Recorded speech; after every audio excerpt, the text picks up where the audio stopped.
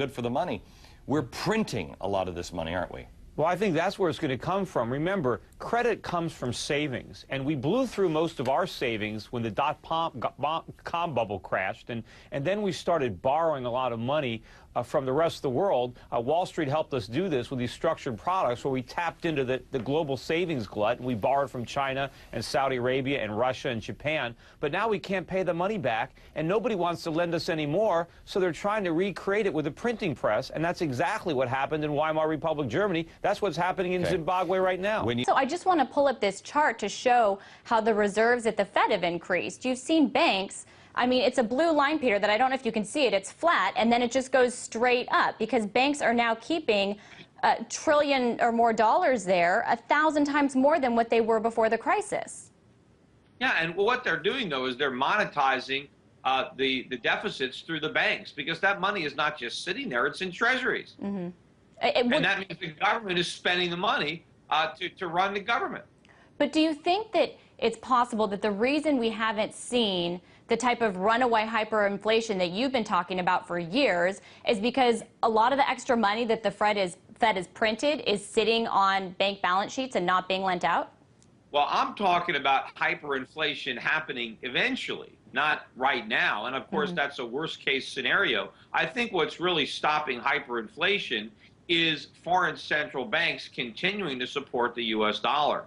But when countries like China, like Japan, Saudi Arabia, Russia, all the countries that are hoarding dollars come to the realization that this is a waste of money, that they're undermining their own economies, they're importing our inflation by tying their currencies to the dollar. Once the dollar really loses that reserve currency status and foreign central banks no longer support it, that's when I think hyperinflation will really take hold, unless, of course, the government, the Federal Reserve, does a complete about-face, dramatically increases interest rates, and allows the economy to restructure, including the U.S. government to restructure its debt. Because we hemorrhage red ink, and the Fed keeps printing money to finance our trade deficits, and eventually, and I'm not talking about in the distant future, but sometime soon, this whole artificial economy is going to implode.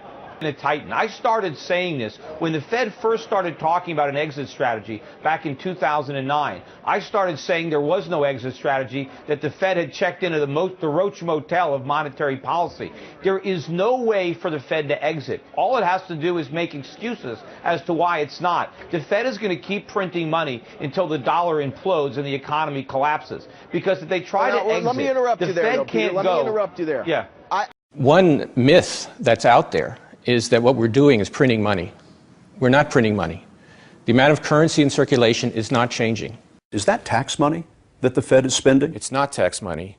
The banks have accounts with the Fed much the same way that you have an account in a commercial bank.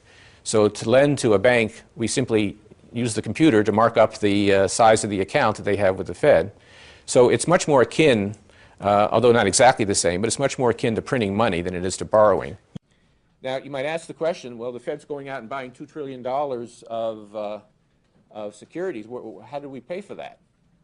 And the answer is that we paid for those securities by crediting the bank accounts of the people who sold them to us. And those accounts at the banks showed up as reserves that the banks would hold with the Fed. So the Fed is a bank for the banks. Banks can hold deposit accounts with the Fed, essentially, and those are called reserve accounts. And so as the purchases of securities occurred, the way we paid for them was basically by increasing the amount of reserves that banks had in their accounts with the Fed. So you can see this here. This is the liability side of the Fed's balance sheet. Of course, assets and liabilities, including capital, have to be equal. So the liability side had also to rise near $3 trillion, as you can see. Now, take a look first, as you look at this, take a look first at the light blue line at the bottom. The light blue line at the bottom is currency, Federal Reserve notes in circulation. Sometimes you hear that the Fed is printing money in order to pay for the securities we acquire. And I've talked about that in giving some conceptual examples. But as a literal fact, the Fed is not printing money to acquire these securities, and you can see it from the balance sheet here. The light blue line is basically flat. The amount of currency in circulation has not been affected by these activities. What has been affected is the purple area. Those are reserve balances. Those are the accounts that banks, commercial banks, hold with the Fed, and they're assets of the banking system and they're liabilities of the Fed, and that's basically how we pay for those securities. And so the banking system has a large quantity of these reserves, but they are electronic entries at the Fed. They basically just sit there. They're not in circulation. They're not part of any broad measure of the money supply. They're part of what's called the monetary base. But again, they're not. They certainly aren't cash.